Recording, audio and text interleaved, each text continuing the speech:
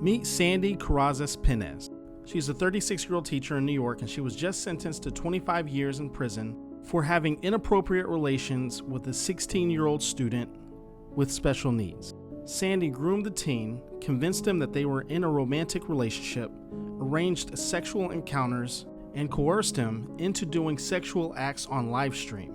All of this while simultaneously being a married mother of 3 children. All of this was discovered in January of 2022 while Sandy was a biology teacher at a school specific for children with special needs.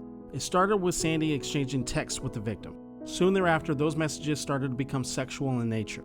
During some of the text exchange, Sandy would convince her victim to perform sexual acts on live stream. She would call these acts gifts, which is very common for groomers to do to reframe sexual abuse to make it seem like it's not that big of a deal.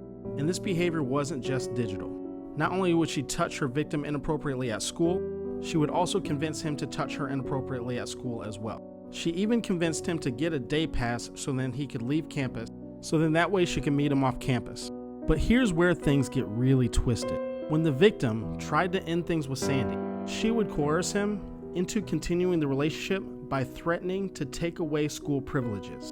This continued until someone from the school saw Sandy and the victim off campus, and they also noticed the odd behavior between the two of them in the classroom.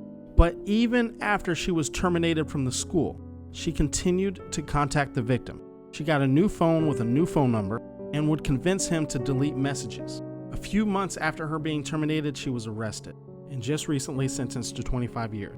Crazy, crazy story. Be sure to follow for more content on true crime and current events, and let me know your thoughts in the comments below.